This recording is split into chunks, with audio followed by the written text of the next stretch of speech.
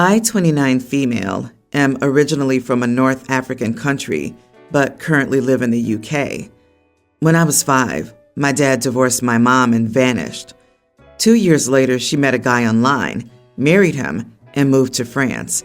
She lied to him, said she was never married and had no kids, so I was forced to pretend she was not my mother when they visited every other year. I was left with my grandma, and she did her best to raise me, but she was pretty old by then, so I ended up being the caretaker when I got a bit older. Nevertheless, I knew my best bet was to study hard, so I did. I went to a top engineering school, started working for a multinational, was promoted, and moved to the French branch. By then, my grandma had passed away. My mom already had no contact with me, and her kids thought of me as the orphan that their grandma used to raise. So I didn't even tell her that I had moved to France.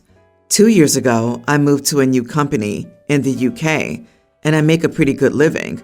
And with no one to support, I'm pretty financially secure. Then my mom reached out to me. Apparently her husband divorced her, and her kids can't help her. I don't know why. She mentioned some financial reasons. So she got my number from a cousin I'm in contact with and wants me to move her in with me. I told her that would not be happening.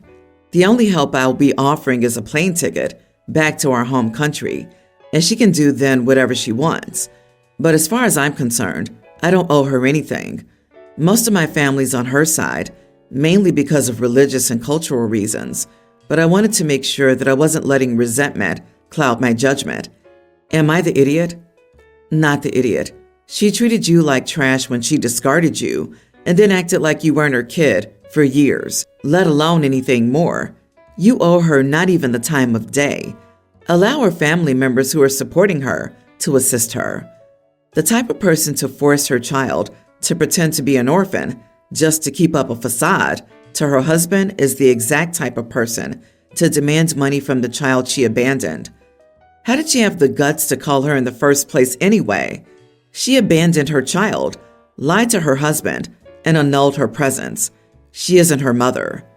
OP, you don't owe her the plane ticket either. If she didn't acknowledge you as her child in the past, then no need to treat her as your mother now. Your mom did you dirty and abandoned you at 7, denying you were her daughter to her husband and new family. Your mother called you an orphan. You studied hard, and worked your way into a secure life, no thanks to her. It's not shocking that she reached out to you now, that she needs you. And I think what you offered was kind enough. If you wanted to do more, that's up to you. But you wouldn't be wrong if you just wanted to give her nothing. She made her bed. Nothing you can give her now will replace the years she was absent, and she can't make up for it now. It's through the kindness of your heart that you're even offering the plane ticket home, and it's not as if she even reached out, I'm not gathering, to apologize to you for her actions, and with the hope of rebuilding your relationship slowly by earning back your trust. I don't know if I'd have believed her if she did. Out of curiosity, have you contacted her ex and your half-siblings yet? You need to throw the shame back on her supporters for backing her lies for years. Update. Oh, she was very clear that she thought she did nothing wrong. She believed that sending money to my grandma monthly for our expenses should be counted, and I owe her a favor. She dropped out of high school, doesn't have any vocational training, and has never worked outside of the house a day in her life. I didn't contact half-sibs, and I don't plan to. I just want them to stay away from me. I have 3 aunts and 2 uncles. My aunts didn't go to school beyond the 9th grade and chose to get married, so they weren't in a position to help support grandma or take me in, but they were morally supportive, and they encouraged me to finish school. My uncle, well, was in the army and only got to visit briefly, but he was always nice to me. Sadly, he wasn't an officer, and his pay was just enough to take care of his wife and kids. My other uncle was a teacher, but in a rural area, so it was impossible for us, Grandma and me, to live with him since we needed to stay close to Grandma's doctors. He used to take me on vacations to a coastal city with his kids and helped me buy school books and supplies. Also, I used to get his daughter's hand-me-downs since she was older than me. So while they might not have been there physically, they were supportive. I've been with my boyfriend, 33, for almost 11 years. I'm 28 female. We've been living together for about 9-ish years now, and I feel like we've reached the point in our relationship where it would be reasonable to get married. I feel like I've been ready for that step for at least 5 years now, and I've asked on more than one occasion if he's still interested in or willing to get married. In the past, when I've asked, I remember him just laughing it off and saying, "Yeah, I guess." His tone and expressions made it feel like he wasn't taking me seriously, but I don't know what he'd say about his intentions with how he responded. I just know how it made me feel, not how he viewed it from his side. A few years ago now, I directly asked if he had thought about engagement rings, and his response to that was, "Well, I could have either bought a new car or gotten you a ring." The truck he'd had since we met had finally died, and he needed to buy a new vehicle. I asked, why would a ring cost the same amount as a car? That seems ridiculous. That was the first time I'd ever looked at engagement rings and their prices, and as it turned out, you could find an engagement ring that cost upwards of $15,000. I also found examples of rings I thought were pretty and sets with a wedding band that cost less than around $1,500 and showed him those as an idea instead. But I also didn't bug him about a ring again for at least a couple of years because he was making his vehicle payments, and I didn't have any expenses like that then. Time passed and I finished my university degree, which had been another reason he had brought up before that getting married wasn't a priority while I was still in school.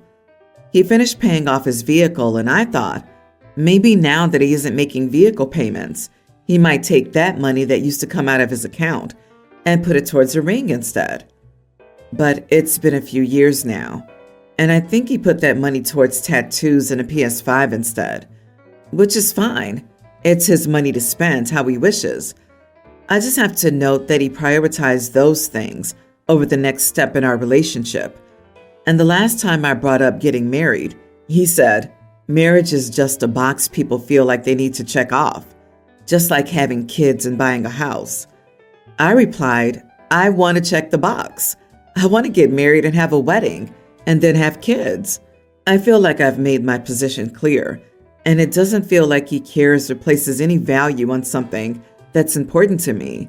I don't want him to become a groomzilla and go wedding crazy, but I want him to think it's an important next step in our relationship, even if it's only important to him because it's important to me. I don't want to end an 11-year relationship because he didn't buy me something shiny, but I also don't know if I could compromise getting married and not end up resenting him for it down the road if I stayed and started a family with him without the marriage first. Would I be an idiot if I set a time limit for how long I would wait? Would I be a bigger idiot for telling him I have a time limit, or if I didn't say anything and just let him play the year out like he always would have if I hadn't said anything about it? Am I the idiot for placing value in the symbol of an engagement ring and proposal in the first place, even if I don't expect the ring to have a high monetary value in itself? Hold on. Are you two not on the same page with kids? That's a way bigger problem than a wedding. If he doesn't want kids and you do, this relationship is dead in the water, even with a wedding. He doesn't want to marry you or have a family with you. Find someone who does. The sunk cost fallacy applies to relationships too. This guy couldn't be clearer. He doesn't want to marry you. An ultimatum is just desperate. He's already told you that your goals are not aligned. Why are you still pursuing him? Have some self-respect.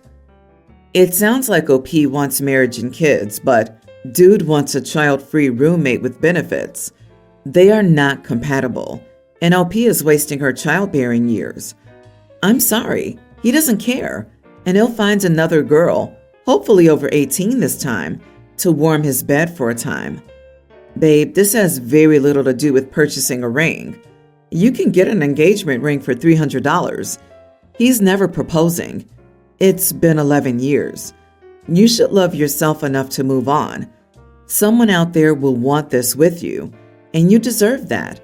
Not the idiot, though. My daughter-in-law does not like me. My son got her pregnant in college, and I told him to get a paternity test since he wasn't exclusive with her, and she wasn't either. He told me she was seeing other people. He did, and he's the father. The first time I met her, she told me it was not a pleasure to meet the person who thinks she sleeps around. I never called her a derogatory name. I tried to explain, but got cut off by my son. He and I had a conversation, and he told me to drop it. Shotgun wedding and 1 kid later. He's a few months old. Our relationship is strained. I see her at family events, but that's really it. I've been blown off so often when inviting them out that I don't anymore. I've accepted that I won't be a strong presence in their lives or my grandkids. Now the family rotates who does holidays. It's her time to host Thanksgiving. I sent a text asking what time I should be over and if they wanted me to bring anything. She told me I wasn't invited, but my husband was. I discussed it with him, and we decided to host our own. I informed the other kids what happened, and I would have dinner at my place if they wanted to come. Well, none of the other kids are going now, and I'm getting texts from her and my son that I'm acting like a jerk and to cancel my Thanksgiving. I sent a text with screenshots about not being invited to my son's house. He said he didn't know I wasn't invited and thought I was hosting to anger his wife. He sent texts that confirmed that. Edit. I called daughter-in-law to ask how he presented the paternity test and if they were exclusive at the time. No pickup. I got thrown under the bus, and they were on a break when she got pregnant. Apparently, they dated for about 2 months, had a break, became buddies again, and got back together.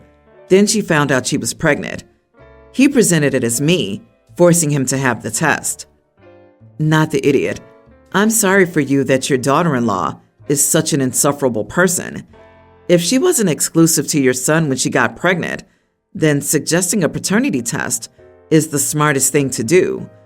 If she feels slighted by this, then it's her fault. You did nothing wrong, and the fact that she blames you shows that she blames herself, but can't admit it. I'm really happy for you that your other kids are standing by you here. If she wants to invite your husband, but not you, it shows just what a pathetic human being she is. I pity your son and grandkid having to live with someone like her. Info. Why are you blaming this entirely on your daughter-in-law, not your son?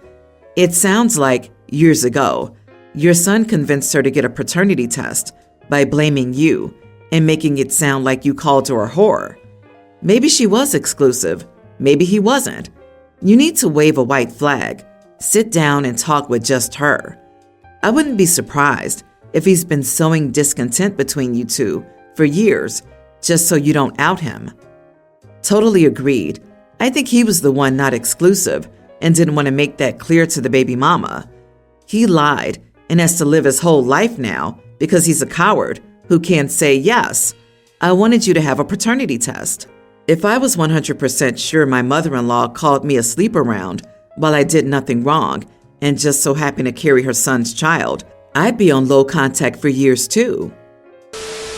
Long story short, my 28 male grandparents used to live on this ranch for almost 60 years, and both passed on the property. My mother was raised there, and so were my siblings and me. So the house has a lot of sentimental value. There's also a lot of monetary value to the property. The problem is the upkeep, especially as a single 28-year-old with a moderate paying job. This is what I told my grandfather years ago when he told me he wanted the house to be my inheritance, to raise my own family like he did his.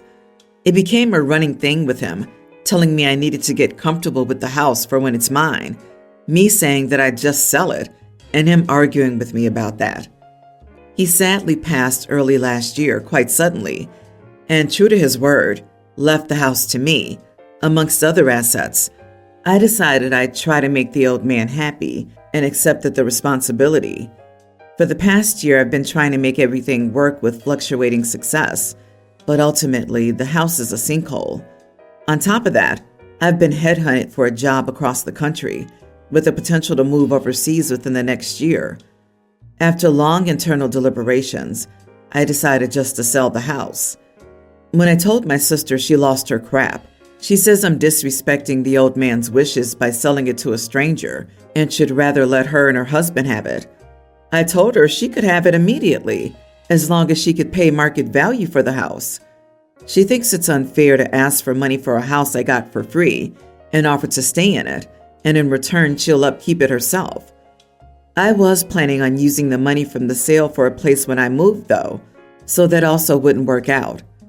There's a lot of tension now, and she's even trying to rally family members against me. I get the old man wouldn't be happy with this if he were alive, but frankly and lovingly he isn't, and I shouldn't burden myself, right? Am I the idiot? Edit. She got a monetary inheritance. I wouldn't say it was of the same value as the total I got.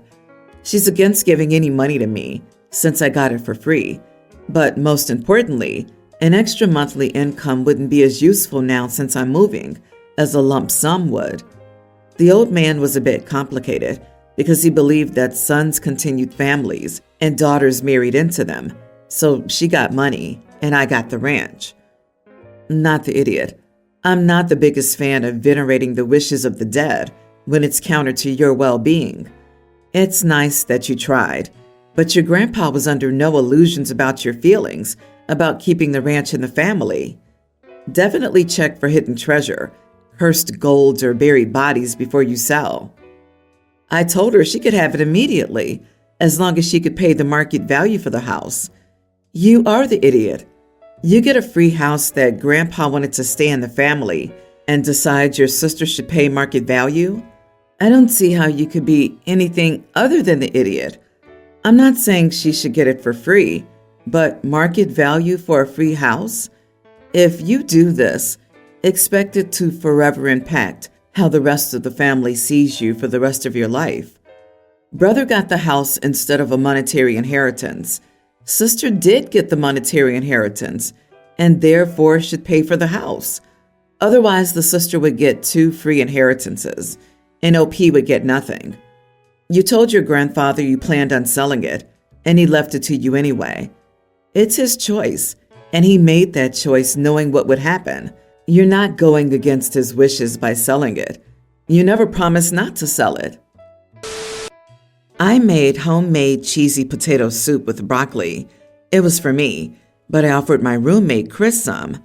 My roommate's boyfriend Kyle came over, and I offered him some soup too. Kyle gets super defensive about everything. I don't know his deal, but he's not my boyfriend, so it's not my problem.